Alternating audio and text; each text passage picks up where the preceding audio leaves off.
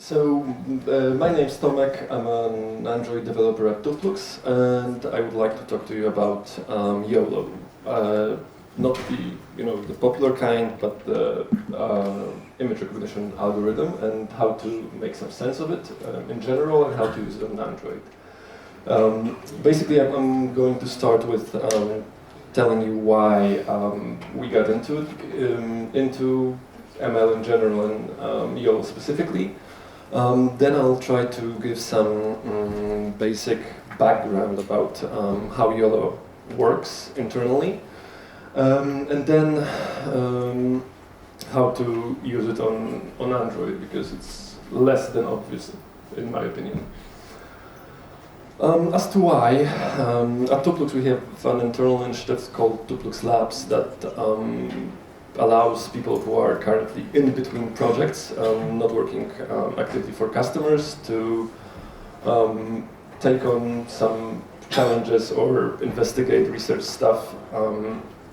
And since machine learning is, like the next big thing, a lot of customers are willing to experiment with that.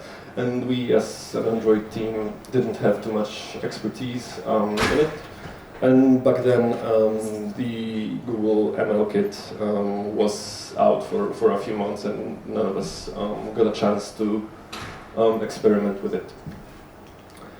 So the idea was to prepare an app that would detect playing cards using your phone.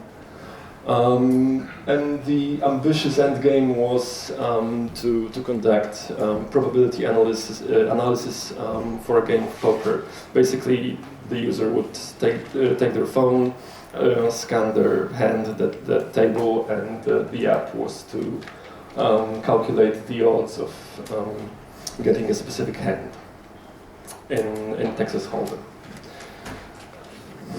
Why did we choose YOLO?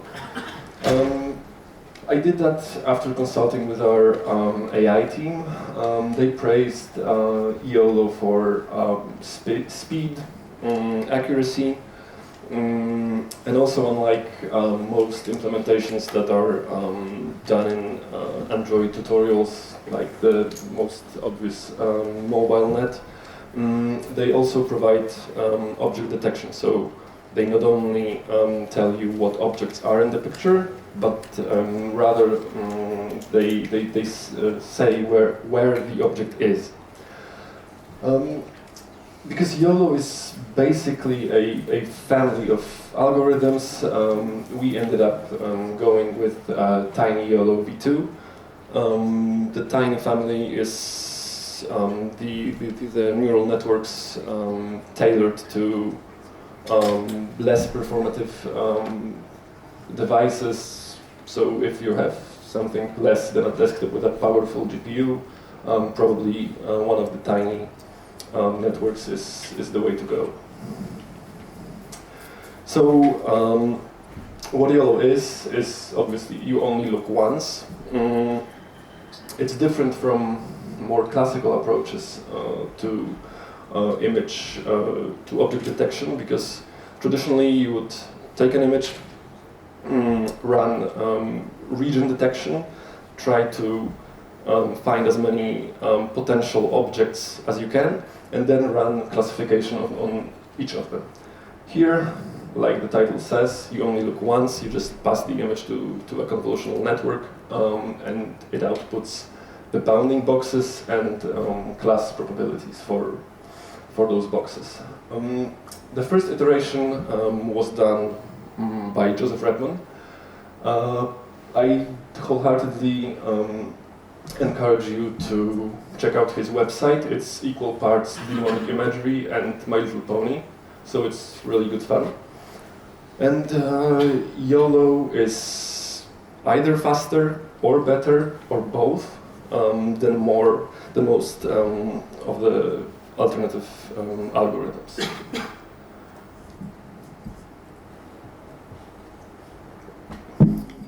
So let's consider this cat. It's a nice cat to consider, like, in its own right, but let's check out how the YOLO algorithm approaches that. The most basic concept is that the image is separated into grid cells. It's divided with a grid, and each cell is considered separately.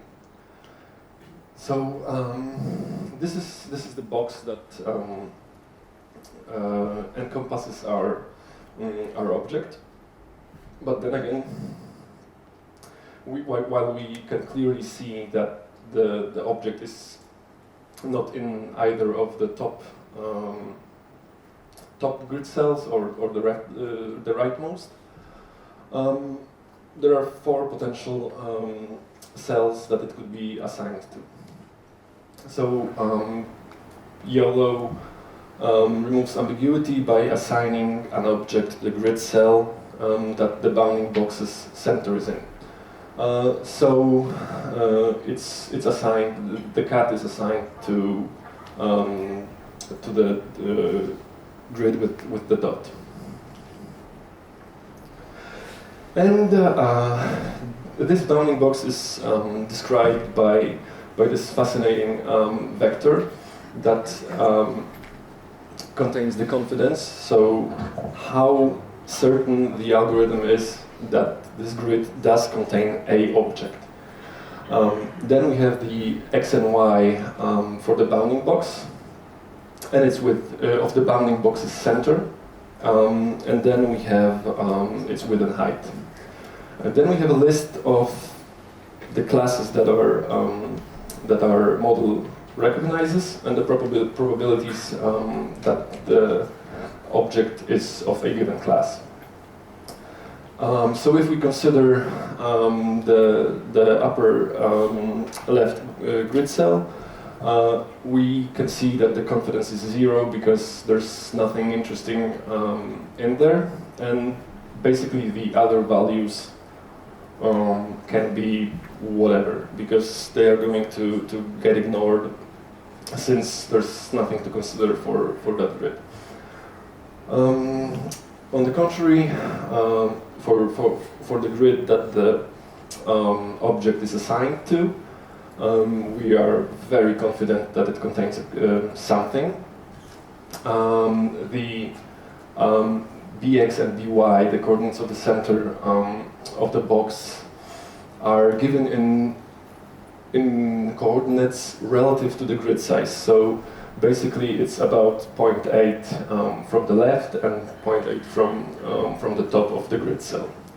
And since the objects can obviously be larger than grids, the width and height are slightly larger than the grid cell.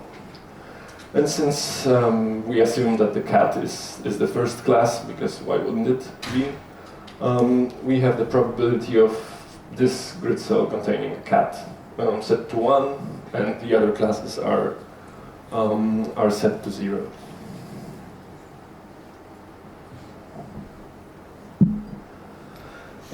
But it can happen that the same grid cell is assigned to different objects, because if we were to process this in the same way as we handled our cat, basically the algorithm would output only one detection for that grid cell, because basically it would be assigned the bounding box with a higher probability, so either the pedestrian or the car would be omitted.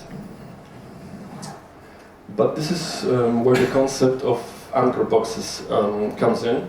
Those are some shapes that have different ratios, and since the pedestrians are usually taller than wider, and the cars are quite wide in comparison, we can encode one of the objects using one anchor box and the other using a different one.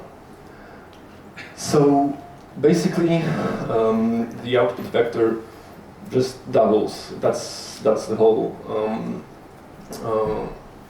thing that happens. And we have the first part of it describing the taller bounding box, and the second one describes the wider one. So in general, YOLO outputs data at the size of S by S, which is the grid size, and the number of our anchors, which typically is 5 or more, and 5 for confidence and the 4 bounding box parameters, plus the number of classes and their probabilities. So in the algorithm that we used, the grid size is 13, there are 5 anchors, and we used 52 classes, so that brings us to 285 with regard to the output. There's also one more idea that helps us get better output quality using YOLO. It's called non-max suppression, and while the name is a mouthful, the whole concept is relatively simple. It relies on the idea of IOU, which is intersection over union. So basically, we consider the overlap of two boxes, and then we divide it by the union of the 2 boxes. So what non-max suppression is basically when we have overlapping boxes, we take 2 of them and check their IOU. If it's greater than half, as it is in this case, we drop the most probable one, the less probable one. So we got rid of the 0.4 confidence bounding box. Then we do basically the same with the next one. And since in this case also the IOU seems to be greater than half, we drop this box. If we had a different cat in somewhere else in the photo, even if the boxes were to overlap, the overlap would be probably small enough that the IOU would be less than a half, and both of those bounding boxes would be accepted by the algorithm. So now that we understand the most basic concepts about YOLO, let's talk about what we need to do to make it work on Android. First, if we want to detect some custom objects, we need to start with generating dataset, then use that dataset to train the algorithm, and then we have 2 intermediate steps to convert that format to something that we can easily use in an Android app. So first off, you need quite a lot of images. I was trying to recognize playing cards that are relatively similar. There's not much variance within those. So I kinda managed to get usable results just by having 12 to 15 images, sample images for each of those cards. And this is, if you are going to detect some more complicated objects, I'm not sure if you are going to be able to do it with that few samples. When constructing the data set, the photos that you input need to have as much variety as possible. And that's not only, that's with regards to lighting conditions, the zoom level, background, the angle, whatever you can think of that gives a sample of your object, but still is not too uniform, is good. And then there's the process of annotation, which is really necessary to get decent quality results. Because if the bounding boxes that you use for training are off, have different margins, then the output would probably be less accurate. There are basically two ways one can approach generating the dataset. One is the route I took because I don't know Python, and that's just making a lot of photos and then spending hours just drawing boxes around. But if you are more fluent with image manipulation, there are tools like Augmentor that allow you to distort, rotate, skew images, and allow you to generate multiple dataset samples just by using one image. So, for as far as annotation goes, all the good alternatives are not freeware. So you are basically more or less stuck with one of the two. They're on GitHub and are decent enough. The first one is an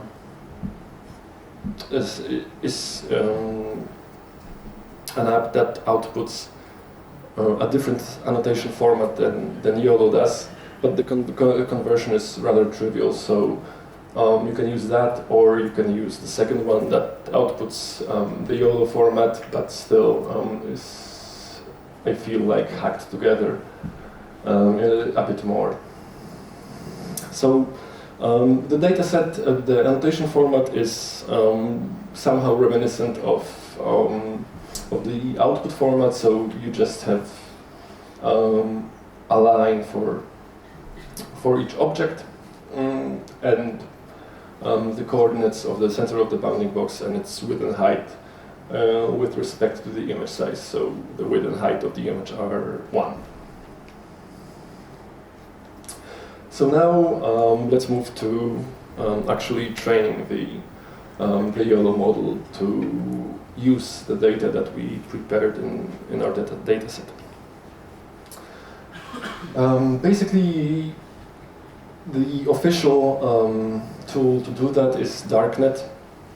It's a tool by the creator of YOLO. There's some configuration, just tweak some makefile flags. If you don't have an NVIDIA GPU, you are not going to have a good time with that, because I've just as a proof of concept, I tried to run some training on a MacBook Pro CPU, and after 24 hours of training, the results were pure garbage. And after training for like 20 minutes on a relatively new GPU, the results were somehow made some amount of sense. Then you just make the Darknet repo and you're good to go. But before you start training, you need to prepare some configuration files. Basically, you need to specify the number of classes and the train and test sources. So basically, you need to split your data set into two groups that are mutually exclusive to provide some data that the algorithm would train on and some validation set. I feel like the good ratio is like 80 to 20 biased towards the training set. But you can just test a bit and see what works for you best. This is, you need to provide a path to the file that contains the names for your categories, because the output only deals in numbers and they will be mapped to the names from that file. And this is a directory that specifies where training checkpoints would be saved. So basically YOLO outputs some intermediate models on in several stages of training. So if the training fails for any reason, you can always use that to resume from the previous from the last checkpoint. So the training text files are really simple. It's just basically a new line separated list of file names. The object names file also looks relatively simple. It's just a bunch of labels. This one we'll skip. And then you need to copy, basically edit the configuration file that tells Darknet about the configuration of your neural network, the number of inputs, the size of the grid, and all that stuff. Basically, the two things that you the default is 80 classes and 425 filters, because it's trained on a dataset that recognizes 80 classes. And you need to adjust that accordingly to tell the algorithm how many classes do you want to detect, and adjust the number of filters to match the predicted number of anchors, the number of outputs from the network. And that's basically it. You train it. You pass the files that we talked about as parameters.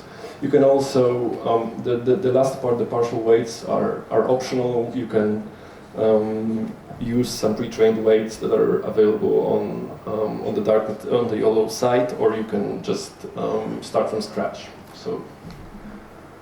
And after you start training, you are greeted with this friendly wall of text that, other than there's a lot of numbers, but basically two of those are important.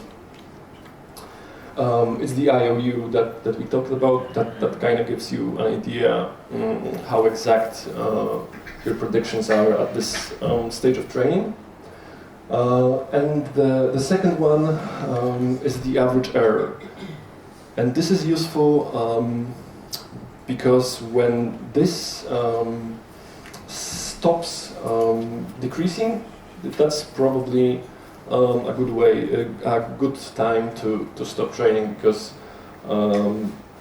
your algorithm, your network is not getting any better results. Then, after you're done training, there's a handy command to test your model. This is what the output looks like. It draws bounding boxes. This is something that you can use because in the library, in the directory that you've specified, there are a lot of checkpoints, and you can just take each of them, run it through some sample data, and see how which model performs. Okay, so now that we have YOLO weights, it's pretty difficult to use them directly in an Android app. I've seen a sample, but it was full of NDK and stuff, and after a few hours of trying, I couldn't get that to compile, so we figured out that we need to convert it to tflite. That's a format that's compatible with MLKit, and that is far easier to use than the YOLO weights directly. So we cannot also directly convert it to tflite, so we need to do an extra step and convert it to a protobuf. That's a TensorFlow frozen graph. There's a tool that does exactly that. this is basically how you use it. You get the output in your build graph directory. And finally, we get to convert it to tflite. The downside is that you need to download the entire TensorFlow repo and then build Tooploox. And then after this handy command, that's easy to remember, you actually have a resulting tflite file that's relatively easy to use on Android. The two things to note is the last two lines. The input and output are just the names that Darkflow assigns to input and output, and this seems trivial, but I've spent like half a day trying to figure out why Togo cannot parse my model correctly. And then the last step that remains is basically plugging the model in. I wholeheartedly recommend using TensorFlow library. Basically, it's something that the ML kit uses internally, but if you don't want the Firebase integration and you just want to do stuff on device, it's a bit easier to use. You just place the tflite model in assets and load it to an interpreter, which is a TensorFlow Lite class. You need to convert the input image to match the input of your network, and the 416 and 416 are the width and height of the image, and 3 are just each byte for RGB. And you just run it, and you get an output. You know the first dimension. Unsurprisingly, the 13s are grids, grid cells, and you basically consider each grid. You know that there are anchor boxes, probabilities, and that's it, basically. That's the result that you hopefully arrive with.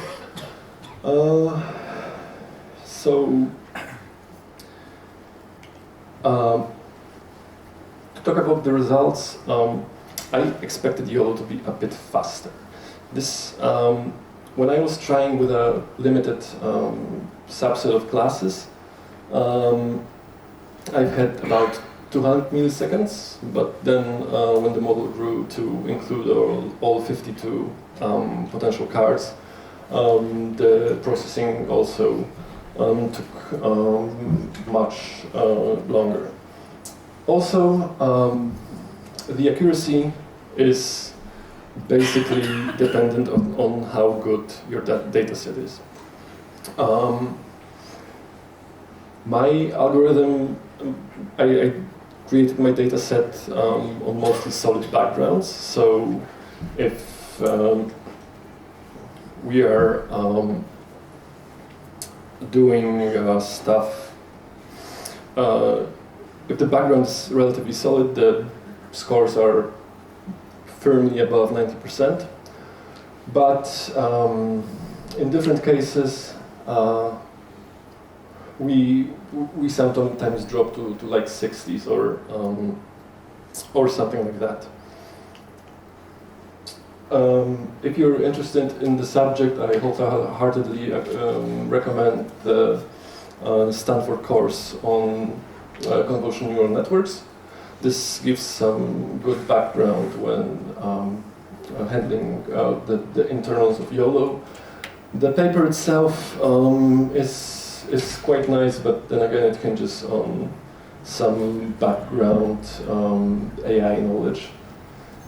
There's a blog post that goes into more details about the implementation that was used to achieve that, and there's the app that I've shown is also available on GitHub along with the dataset. So if anyone wants to play around with YOLO, you can.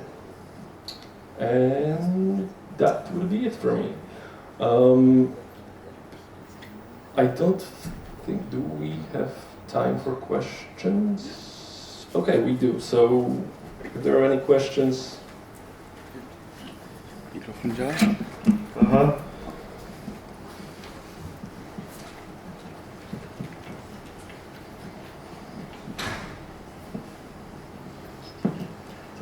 Tomek, it was a great presentation. Thank you. My question is, how many photos altogether have you used for your model training? That was like 15 times 52. So the annotation was boring, basically, but then again, you put some music on and just get in the zone. Okay, and of course you have 52 cards yes. for your model. And do you know how many classes, like to have reasonable performance, can Tiny YOLO support? I don't actually, no. Okay. But basically, if you have a data set, there's the network is quite easy to adjust. You can like play with the input size, with grid size, with you can adjust anchor boxes. So those all those things will directly affect how good your model performs, and I feel like it's more an art than exact science. So basically, just try to tweak parameters and see what works best for you. Thanks. Hi, thank you for your presentation. So I have a question, because now you are speaking about Android, you are speaking about mobile devices and so, but nobody will take photos of images and so to parse them and to recognize them later. So did you test it on some streaming function, streaming to recognize through the streaming and so? I did not, but there's the creator of YOLO has. There are implementations that actually do real-time recognition, but the models are far more simplistic than that. They're quantified. The grid. They have less resolution, less precision, but they have been shown to work on mobile devices. But I wanted decent accuracy, not so much speed. So this is why I've decided to go with what I presented. And second question, what was with probability of detection if image was rotated or so? Because all pictures that you show was straight to the top and so on. Basically, that just depends on how you handle your dataset. My dataset was flawed in that it mostly showed the cards like straightforward. But if you include rotation into your dataset, it should also recognize them. That will increase time of detection, as I get it. I would expect it to, yes. Thank you.